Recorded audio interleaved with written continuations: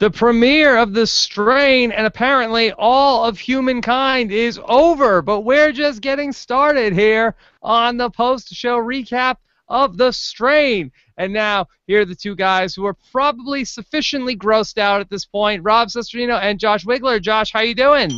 Rob, I'm very worried because my friend Sam was on a flight from Berlin that just landed in JFK, and I'm worried because I can't get in touch with him, and I'm just getting his voicemail.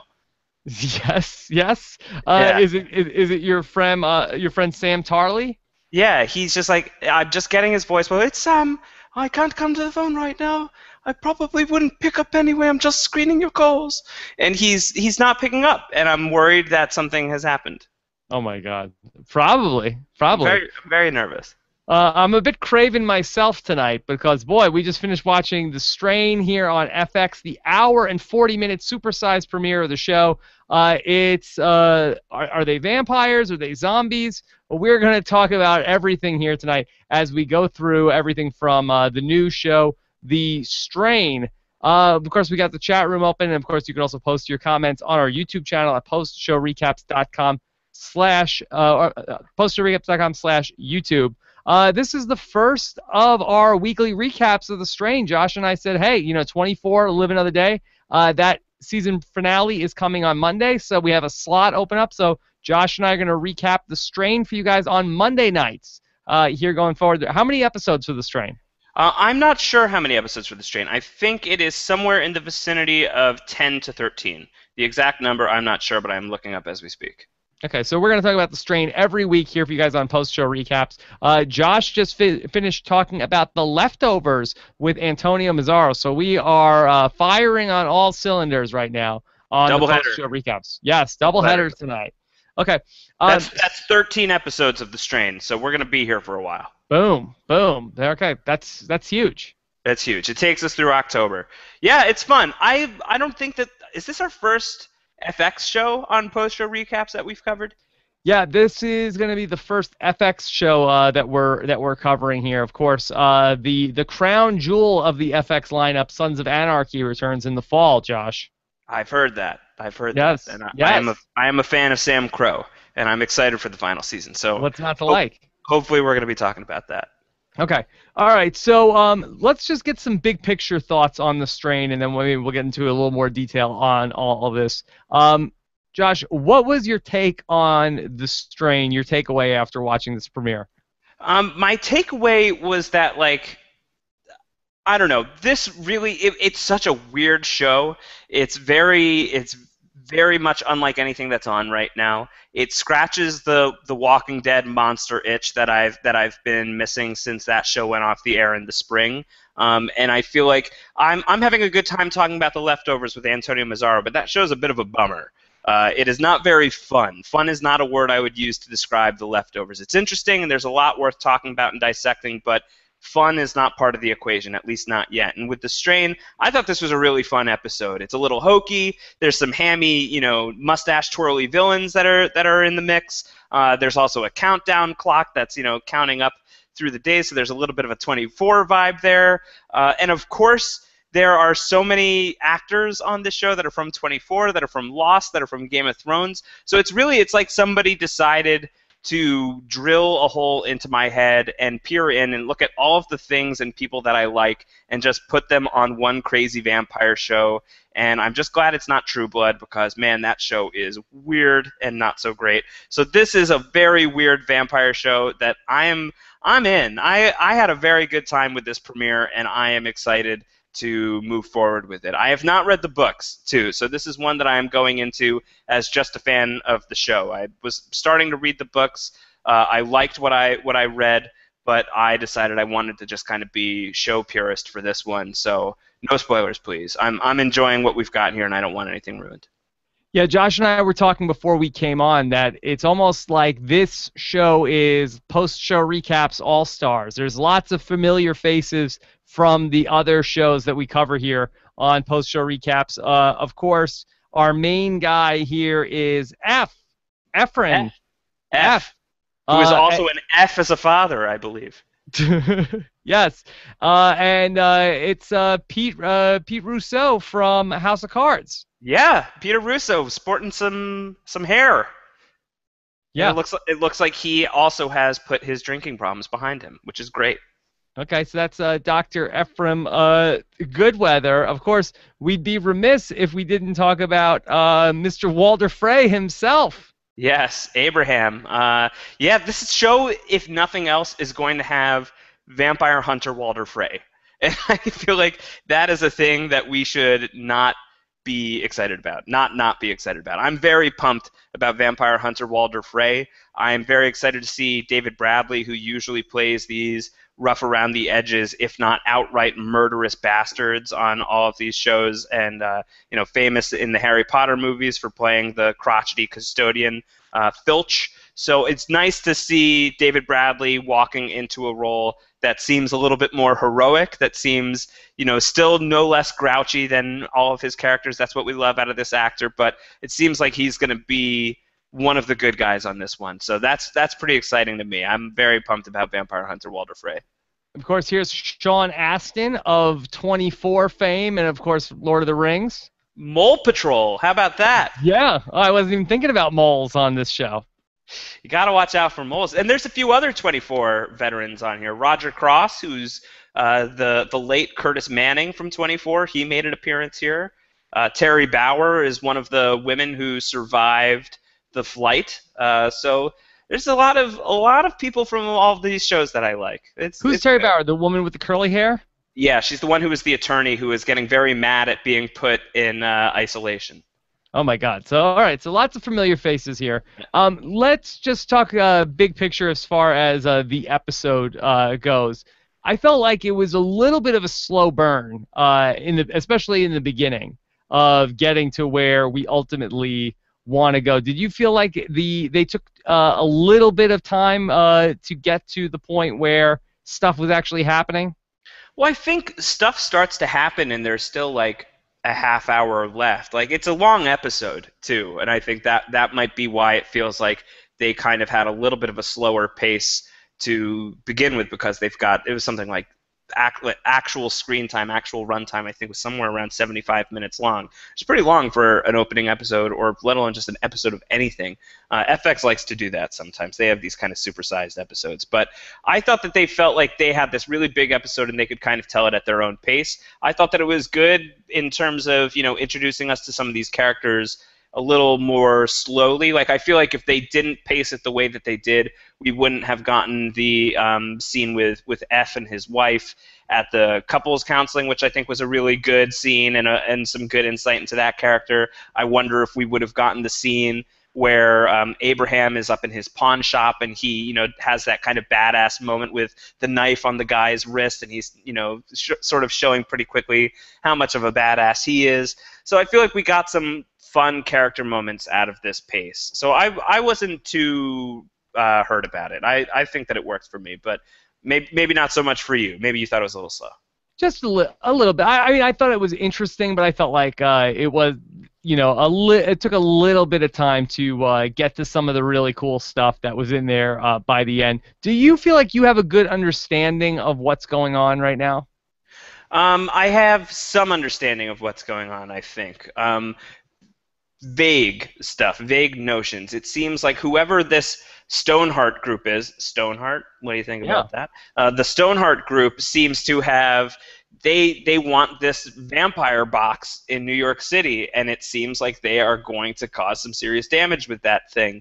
What I don't quite understand yet is why is Sean Astin working with them? How exactly did the vampire turn all of the passengers of the Regis flight? Why are they all vampires as well? So there's definitely still some questions out there, but I feel like, I don't know, I feel like this show, just based on where they left off with the ending, the fact that the patients have come back to life, I feel like the pace of this show is going to have to be kind of frantic. I feel like the fit's really going to hit the shan in New York City pretty quickly, so I think that it's going to be, I hope that it's going to hit the ground running pretty quickly after this episode. Yeah, I have a lot of questions, and I hope that people don't think I didn't like the show because I have a lot of questions. But maybe you could help me just talk through this. So, Yeah, okay, let's do it.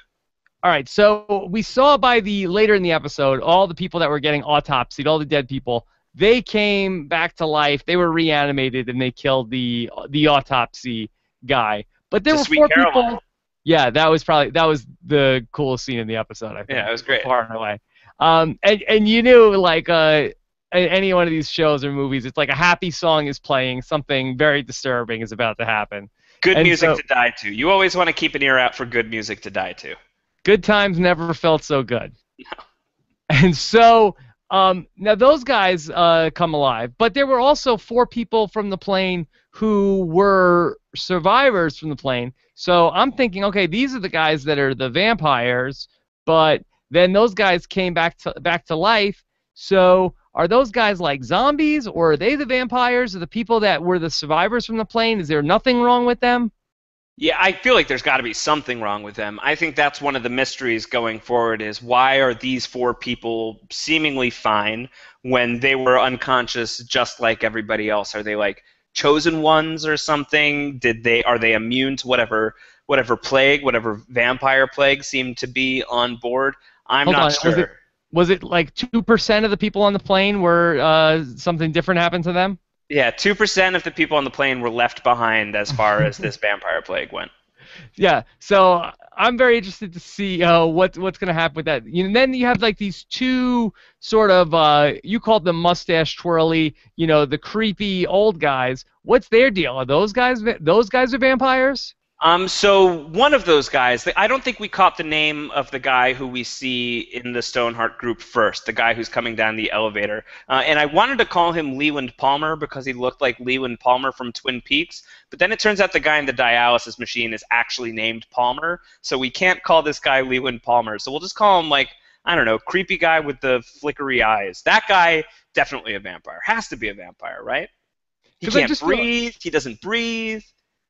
I just am having a hard time putting things in categories of what they are. Because, okay, you have those guys who seem like they can talk, they seem fine.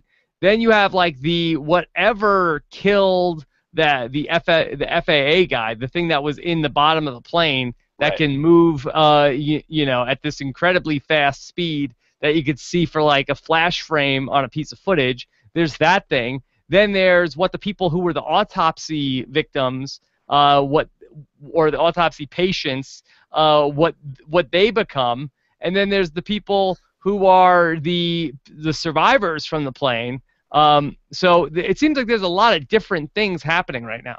There seems like there's a lot of different things happening right now, and I think that they want to leave some of this vague. That's part of the purpose of having a show that's going to last for 13 weeks is we've got a lot of mysteries that we're going to need to solve, and I've got no idea. I have no idea if there's like different classifications of vampires, if there are specifically different types of monsters in this world, and if so, what is this one guy from the Stoneheart group? I'm not sure. I'm just as curious about that stuff as you. I don't have an answer on that one.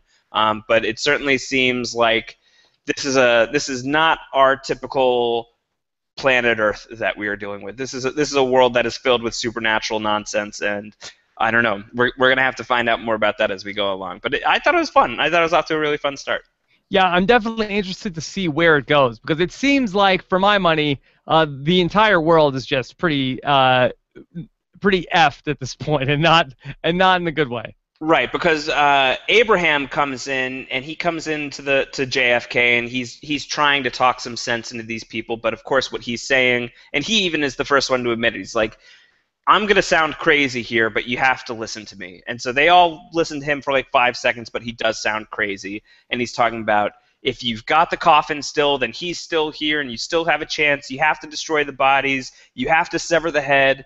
And obviously by the end of the episode, they didn't do that. They didn't sever the head. They did not destroy the bodies. In fact, these bodies have come back to life and destroyed the autopsy guy. So you have to imagine that because these people did not listen to Abraham's advice, we're in trouble here. Things are going to get very bad very quickly in New York here. Yeah, I would say so. What's his deal, Abraham? Why does he have some of the things in his pawn shop and he treats them like pets? It was almost like a Little Shop of Horrors moment where he has to like Feed tip his me. finger. uh, Feed yes. me, Walder. Yeah, Yeah. I thought that was good. Yeah, why does he have to? If these things are so bad, why does he keep them in his pawn shop?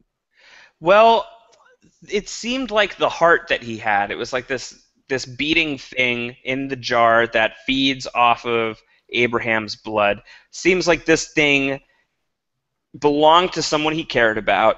Somehow still has some semblance of a conscious, some sort of consciousness is involved there. So maybe this is like maybe there's like good severed hearts and bad severed hearts. I don't know, but it certainly, obviously, Abraham has dealt with something similar to this before. He says, "I'm not sure that I'm ready to do this again. I'm not sure that I'm prepared." So he has dealt with this kind of evil before, and we find out as well that he's a Holocaust survivor. So we know that he comes from Europe, and this thing came from Berlin. So I think we can pretty safely assume that Abraham is some kind of vampire hunter or vampire slayer, or at least some sort of survivor of vampirism. He's dealt with this before. Do you think that there's going to be a Nazi angle coming? Yeah, that feels very Guillermo del Toro, who is the co-author of the books that The Strain is based on. He directed the pilot. He's involved in this show. Even if he's not directing every episode, he's an executive producer. He co-wrote the first episode, and his sensibilities. He directed the Hellboy movies, and Hellboy very much deals with that kind of thing, with the occult mixed in with Nazis and Nazi research. So I would not be surprised at all. I would actually be very surprised if we don't get some World War II and Holocaust flashbacks at some point, and I would have to imagine that that's going to tie into the vampire stuff in a big way. So I think that's definitely something we can expect to see on the horizon. All right, let's talk about our main character here, who we follow for most of the episode. Let's talk about F, short for Ephraim. He starts the episode, and he's going into marriage counseling. We find out that he is, great at his job, but is not winning the Husband of the Year award. Like so many people who are hardworking people, that they're having some issues at home because of too much time at the workplace. Yeah, he is an A+ employee of the CDC and an F grade father. Yeah, he's not great, and he does not seem to understand what his failings are here. He comes into this therapy session and talks about how the therapist and his wife seem to really be into, painting this picture of him as the bad guy, and they're all, listen, man, it's not about you. So he definitely seems to have a little bit of an ego issue. My biggest problem with F is, come on, guy, you can learn how to tie a tie. You're like 40 years old. You should know how to tie a tie. My biggest issue with F is, okay, we know that he quit drinking, and so that's a step in the right direction, but why does he need to be drinking milk at all times? What's up with that? I guess you got to drink something. You got to feel something in your life. Milk does something. Milk stirs things inside of you. I mean, it seems like an odd thing that he needs to, he doesn't just love milk. He needs to, they have to have it places for him. They know, oh, we got your milk ready to go. Yeah, he's a very specific guy. I feel like I feel like every genius is a little bit crazy. I think is something that is pretty true about people in life. If you're really a genius at something, you got to be a little bit off kilter as well. And this guy definitely seems to be a little off kilter. He thinks very highly of himself, has a strong opinion of his abilities, and can't tie ties, not good in his family life, and needs to drink milk all the time. So he's a bit of a weirdo. And I think that makes her a good main character. I'm excited to see a little bit more about that guy. And I love the actor. Corey Stoll is great, and it's really good to see him on a show after House of Cards. I think that he is a really underrated actor, and not so sure how I'm feeling about the wig. That's throwing me off a little bit, but I'll get on board eventually. I'll be good with the hair soon. When they said he quit drinking, is that a nod to House of Cards? Yeah, I was wondering. Now, Mrs. F is getting F'd by some guy who works at Sears and drives a green Prius, and that really doesn't sit well with F. Would it sit well with you? Which part? All of that. That's like nightmare scenario. If I found out my wife and if we were estranged and she was with a Sears manager with a green Prius who let me get a parking ticket on top of everything, I'd be pretty bummed out. I would not be happy. Yeah, that was probably my least favorite part of the episode, the storyline of the boyfriend, and his angle and trying to move in on F's wife, and Right. basically like, he's trying to cash in like, okay, this was a big step today. It's over between you and your husband. Yeah, I think the good news there is we can pretty much like 99% write that guy off as vampire food. Like that Yeah, guy is getting eaten by vampires. If I for think no so. if for no reason other than the fact that he drives a green Prius. How about this? I thought this was a little interesting too. What about the narration that opens and closes the episode about talking about love, and that's our downfall. Did you like that? I'm confused by it. I don't really know how that ties into the story so far. It seems like, but it also seems like there's some sort of romantic quality to the Stoneheart group. The guy at the head of that group, Palmer, the one who is in the dialysis machine, and is the guy who's like, there are certain lines you can't cross, or once you cross them, you can't uncross them, and we are crossing over one of those lines today. That guy, there seemed almost like a sentimental quality, like he knows that this is the last night of a certain type of world, and he's got like a romantic thing about him, like how he wanted to go wandering around Central Park on his own one last time. So I feel like, and even just the name of the Stoneheart group, Heart being in there, it does feel like love is going to be a big theme on this show. And you know that F wants to reunite with his family and wants to reunite with his wife and be with his kid. And it also seems like he has some. He seems to have some history with his partner, Dr. Nora. So I think love is going to play into this in some way. Exactly how, I'm not really sure. I guess you can tie that into the ending with the little girl who comes home after being one of the victims on the Emma. Regis flight, Emma. Emma comes home, and the dad is really happy to see her. And the biggest surprise of the night is that she didn't just like take a big bite out of Daddy's throat.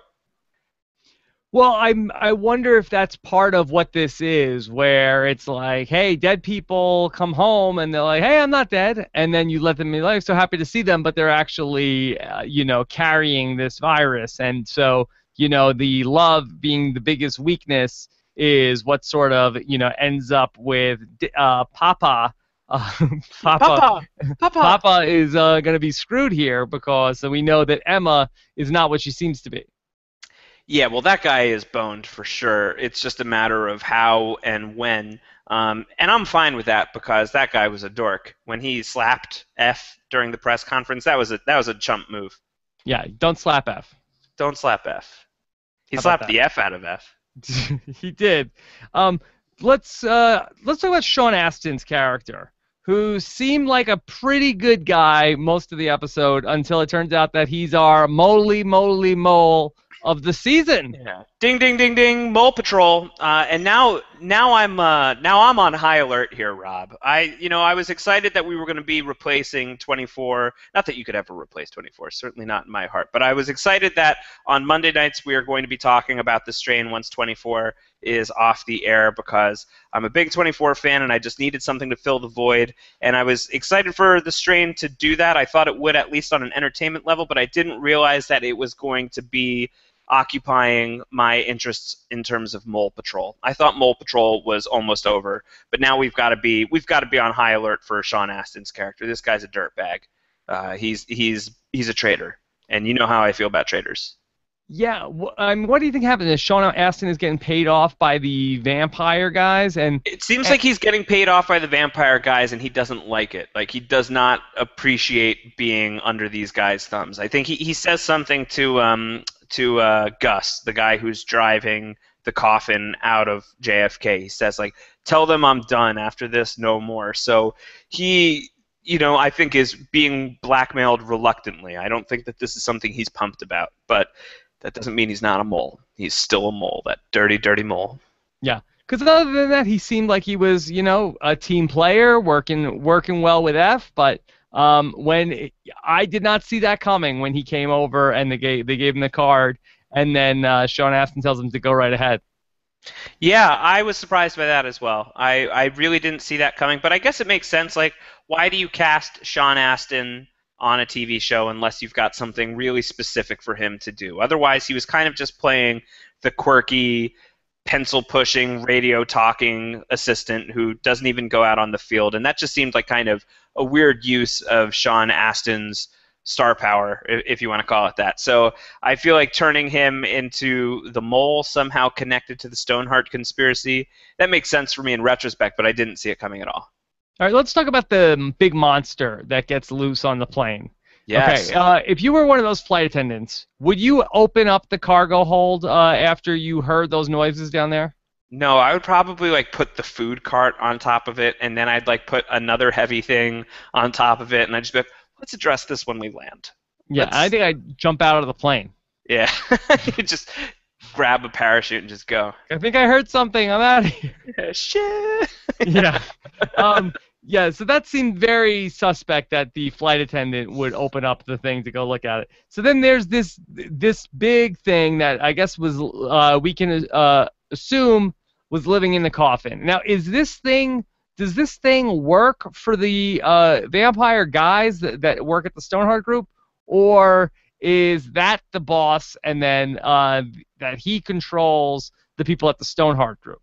Right. I think that's one of the big questions too. Is this guy the man in charge, or are the Stoneheart Group, are they the people in charge, and this guy is just kind of working for them? I don't know. I don't think that we've got a clear picture on that, but it certainly seems to these guys it's very important that they get this creature into New York and into their custody ASAP. It seems to me like they are rolling out the red carpet for a high-valued guest. That's kind of the vibe that I get from this, and that makes me think that either the Stoneheart Group is subservient to the creature, or the creature and the Stoneheart Group are on the same level. But I don't get the sense that the creature is working for the Stoneheart Group, and I don't think that the creature could be working for anybody. That thing just seems like a tornado of blood-sucking disaster, and I think that guy works on his own. Yeah, so the FAA guy, he heard it like ringing in his ears, and then he just started like walking around, like wandering aimlessly. Yeah, and then the FAA guy, also from Lost, is the eye-patched Mikhail from season 3 of Lost. So another familiar face. I was very happy to see that. Okay, so he's walking around, and he ends up stumbling onto this guy. And this does not go well for Mikhail. This goes pretty poorly for Mikhail. It's not great. He basically gets all of the blood sucked out of him. He turns into this pale, frail, corpse-like thing, and then gets his head twisted all the way around. And it's just pure overkill what the creature does to him. He just pummels his head into the pavement like a million times. Yeah, was that necessary? Was that necessary? You took over the all top. His blood. Yeah, I thought that was too far. Over the top, over the line, but also pretty awesome. It was pretty cool. Yeah, that was very intense to see what we're dealing with. Is there any chance that the creature is the mountain? That was a mountain move. It's a mountain move. That was a mountain move. Okay, so the creature also has its giant coffin. Did you feel like the CDC guys were a little willy-nilly with the coffin? Yeah, they should have taken that more seriously, right? I feel like that they weren't even, I think that I would have had it in the same sort of plastic type area that you had those survivors from the plane in. Yeah, I think my biggest issue is that, so Abraham shows up to JFK. He has all of these details about what's going on with the passengers of this flight, and he even says, he's like, you've got the coffin, you've got the coffin. And Mia Maestro's character, Dr. Nora, she's the only one who listens and says, whoa, that's weird, this guy's talking about the coffin. And F just keeps walking and doesn't pay it any attention. That seemed kind of bogus to me. Like, if this guy's talking about the coffin, then maybe this coffin that you have is important, and you should probably be taking a closer look at that thing. Yeah, I felt like they did not take Walder Frey very seriously, and he does not like to be ignored. He hates to be ignored. He hates to be scorned, and Yeah, Hell Hath No Fury, like Walder Frey scorned, so look out for Vampire Hunter Walder Frey is a guy that I'd be very worried about. Now, what did they arrest him for? Being old crotchety dude, I don't know. He's like that didn't make too much sense. I guess maybe showing up under false pretenses, is that something you can arrest somebody for? Just being an old crazy man, is that arrestable these days? I don't know. It didn't seem like he broke any law. I mean, did he have a sword at the airport? Is that the problem? Oh, he did. He had the cane sword. He had, which by the way has like a wolf head on the handle, which is just insult to injury. Definitely. Yeah. All right, let's talk about this scene with the autopsy because that was, for my money, worth the price of admission. Yeah, Uh, best scene of the night and maybe best TV scene of the week. yeah, whatever it cost them to license the Sweet Caroline there, it was worth it. They got their Yeah, money's worth on that one. yeah, definitely. Thumbs up. Good music choice. Yeah, so the guy is doing the autopsy, and I felt like this guy was really a glutton for punishment. We saw that he's doing the autopsy. He finds like all these like slit marks in everybody's like trachea, and that's weird. And then people also have white blood. That's super weird. But so he's like taking out like all of these vital organs, and he sees the heart, and the heart has like all of these sort of like pustules on it. It's like really gross. And like he puts it in like a scale, and then he walks away, and then he hears a noise, and he comes back, and then he picks up the thing again. And then there's all of those, what are we calling those things? Worms? Yeah, they're like little worm things. I think we can call them worms for now. Yeah, those little worm things, and they're like crawling out of it, and the guy like continues to hold the thing. I would have chucked that against the wall so fast. Well, he's got it's like it looks like it's like starting to burrow into his skin, right? So he's like trying to scalpel it out. It was just so, oh man, that was hard to watch. Yeah, I just wrote in my notes. I was like, put that thing down, put it Yeah, down. get it Oh, it out was of really gross. And so then it starts like burrow into his finger, and he's like getting out the tweezers, and then he actually like gets it out, and he's like, oh, okay, good. But then like all of the autopsy people like all stand up at once and just surround him, and then just kill him. That was pretty cool. That was really great to like see like the people walking around. Like there was one guy who had his brain exposed, and another person with like her chest completely open. That was pretty rad. That was great. I'm excited to see what these like zombie vampire things do in the next episode. These are pretty cool monsters to have on television right now. Yeah, I'm very interested to see that. I'm also super interested in those 4 people that survived the plane. Uh, is there something special about them that they have nothing wrong with them? Are they some different kind of creature? Specifically, we have like the rock star guy who didn't want to turn his phone off, and then he's wearing a wig. We saw his butt. So, what do you think is going on with those people?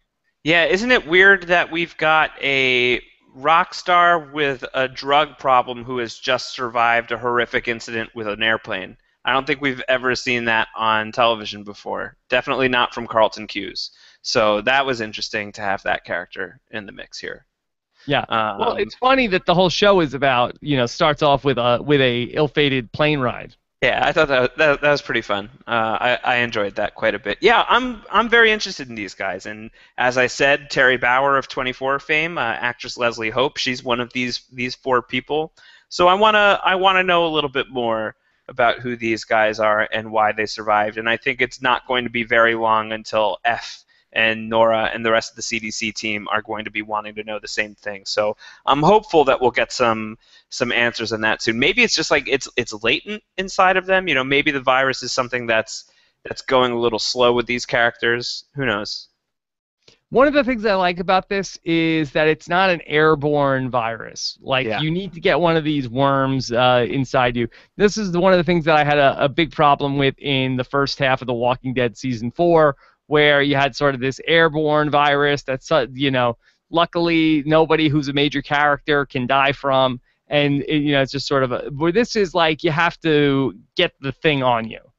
You got to get the thing on you, and I think that is a good choice creatively because that's the kind of thing where like you're going to have to see some pretty nasty scenes, like infiltration scenes of how the worm gets inside of you or how one of these vampires bites you, rather than it just being exactly as you said with The Walking Dead. We were pretty hard on the airborne disease when we were recapping the first few episodes of The Walking Dead because it just felt a little bit forced. It didn't feel totally natural to the storyline. Whereas this is cool. This is a good way of infecting characters. I'm excited to see how they pull that off. What do you think is going to happen with the coffin and the guy who is driving it into the city? I mean, that guy has to be dead pretty soon, right? Yeah, that guy's got to be really dead. Like super, super dead. Hopefully his little brother and his mom make it out okay, but that guy's toast. We hope so, because that he got told the 3 rules. Did you catch this? What were the 3 rules he had to learn? Yeah, let me see if I've got that Like somewhere. Gremlins, yeah. Yeah, but he misheard the 3 rules. Yes, that basically that they told him like you can't stop, don't open the coffin and get across the bridge before daybreak, and he heard those 3 rules as screw you, suck my D, and get it done. Yeah, the 3rd rule is the important one. Yeah. He'll get it done. He'll get it done. That guy was on thin ice. I was surprised that guy didn't get killed right there. Yeah, he's talking to like somebody who is probably a vampire, a guy who doesn't need to breathe and has eyes that do weird stuff. Yeah. I would not be talking smack to that guy. Yeah, I would have been like, sir, are there any other rules that you need to tell me about? What other rules do you have? I just want to be sure that we're really clear on what it is that I have to do. Yeah. Just be as specific as humanly possible. So how do you think this is all going to shake out? Like, what should we expect to see in future episodes of The Strain? Well, I will say that I know a little bit about the shape of the story in terms of genre, and I think that is something that I probably don't want to tip my hand on too much, just in case other people don't know. I think it's going to get pretty epic, and I think it's going to be. This is why I'm excited about the show, is that I think it's kind of a genre mashup. Right now it seems sort of survival horror, but there's elements of like the procedural, the virologist stuff. But I think that we're going to be veering into some fantasy elements as well, really leaning in on the horror, leaning in on some sci-fi. So I think we can expect, if you wanted to classify it as a genre, the genre would just be called madness, just pure craziness. So I feel like this is going to be a show unlike anything that we're seeing on TV right now. I don't think you could. It's not going to be a one-to-one with The Walking Dead, which I think a lot of people have been expecting. It's like, some sort of viral outbreak creates monsters. I don't think that it's going to be like this post-apocalyptic, total wasteland survival story the way that The Walking Dead is, where it's really focused on just like a small pocket of civilization that's like roaming around trying to survive. I think that there's going to be something a little bit more epic than that going forward with The Strain, and I think that you get some hints of that with this Stoneheart group. I think is going to be it's cool that we kind of have these human, or at least humanoid, adversities in the mix here as well. So the word I would use is epic. I think we're heading towards something epic. Okay, let's take a couple of questions here from the people who are staying up late with us to talk about The Strain after its West Coast airing. Let me bring in the questions, and let's start here with Carl S. The question is, have you read the books? I'm so happy you're reviewing this show. Thank you. No, I have not read the books, which makes a good friend of mine very upset, because my friend is one of the editors of the comic books of this show, and I still haven't read it, and I'm glad I haven't, because I really do want to go into this show cold. I enjoy being a book reader on Game of Thrones. I enjoy being a book reader on Walking Dead, but sometimes I just want to get surprised by a TV show that is based on a thing, and I'm choosing that with The Strain. So I should read the book, and then then you're such a role reversal. And then you're the know-it-all. Yeah, go for it, man. I would love that. That'd be great. I know you have a lot of free time with which to read The Strain, so I'm sure it'll happen. Okay, so Johnny Horseman says, do you think that this show will be hurt by the perception that vampire shows are out of style? I thought zombies were the thing now. Okay, what about that, Josh? Is The Strain able to beat that perception? I don't know how it'll do with the perception. I think it is a tough perception to overcome. The thing that I think works in its favor is if anybody gives The Strain a look, I don't think that they're going to be seeing any sparkly vampires. I don't think that they're going to be seeing too many vampires making out with each other. This is not Twilight. This is not the Vampire Diaries. It's not even True Blood. The vampire that we do see in this episode has like a queen alien tongue that it uses to destroy this poor guy Mikhail and just like bash his brains into the ground. So I think the type of monsters we're dealing with on this show are closer to the zombies of Walking Dead than the vampires of basically anything else that's in pop culture right now. So as long as people give it a shot, I think those perceptions will get dashed away pretty quickly. But I think giving it the shot is going to be that'll be the trick. We'll see if people do. I hope it does well. I really do think that it's gonna occupy a space that's currently unoccupied on TV right now, especially in the summer season. So hopefully people are going to be tuning into it. I mean, this is not like the brooding, sexy vampire. No, God, no. Yeah. Yeah, this is like Not even a the little. super gross, disgusting vampire / monster. This is a bit different from, the Twilight, Vampire Diaries, True Blood. Yeah, just a bit, just a little bit. And I think that that's going to be supremely obvious to anybody who gives the show a chance. I just do think that, you talk to the casual off the street and you say, hey, did you see this new vampire show on FX the other night? They might be like, vampires, I'm done with vampires. So I do think that the perception is one obstacle that it's going to need to overcome. Yeah, this is not a universe where, available and attractive young woman wants to meet a vampire. This is not that world. Although, I don't know, that old man vampire, I'm sure he probably brings it in. Whoa. Okay, one or two more questions. Spicy Wasabi says, more believable, Walder Frey as a vampire hunter or Corey Stoll's wig? Walder Frey as a vampire hunter every single day of the week. I didn't think it was that bad. I know that people had said, I listened to the Alan Sepinwall and Dan Feinberg talk about how bad it was. I didn't think it was brutal. It wasn't great. And the thing is like, he looks like Corey Stoll he rocks the bald look very well. He looks great as a bald man, and I feel like there's no reason to have to put a head of hair on that guy. And it's just kind of distracting. It just looks a little strange. I would have liked him. I would have liked him all natural. One more comment. This is from Beaker Meep. Says, so far, much better than The Leftovers. LOL. Ouch. I don't know. Maybe it's so amazing. I would say that I enjoyed the Strain pilot more than I enjoyed The Leftovers pilot. I'm still formulating my opinion on The Leftovers. I'm liking it more and more every week. I find it to be a really interesting show that has some pretty compelling character work. Tonight's episode, in particular, the third episode of The Leftovers, was close to great, I thought. It was a very good episode of television, and I'm curious to see where that goes.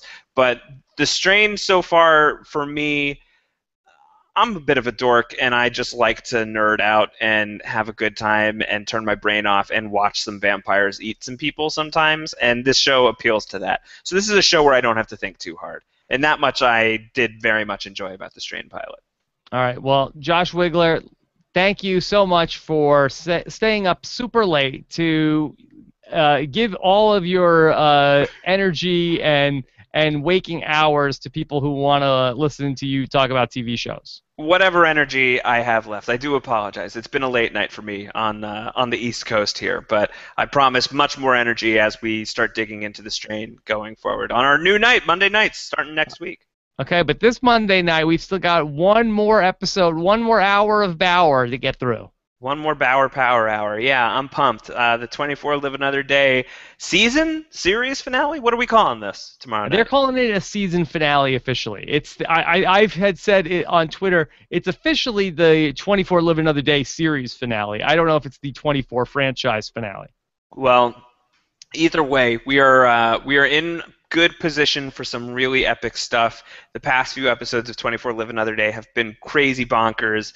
As a lifelong Jack Bauer fan, I have been very, very happy with Live Another Day, and I'm really jazzed to see how they ended. There's still a lot up in the air, and yeah, the fact that we're less than 24 hours away of the last episode of Jack Bauer ever, perhaps. So it's very exciting. So if you guys have enjoyed what we do on 24, I think we're going to be partying pretty hard tomorrow night. Well, maybe Jack Bauer can come and pitch in with F over here because they could use his help. Yeah, he's got some experience with viral outbreaks. Yeah, and he's worked with Sean Astin before. He has, but I don't think they got along very well. Oh, all right. Well, what are you gonna do? All right. Yeah, So, if you want to hear more about us talk to the Strain, you can of course subscribe to our post-show recaps main feed at postshowrecaps.com/iTunes, or watch post-show recaps this week for our dedicated feed for the Strain on iTunes. So, have a great night, everybody. If you want, you can also subscribe to our YouTube channel to join us live and see the video of these shows at postshowrecaps.com/YouTube. Have a great week, everybody. We'll talk to you again soon.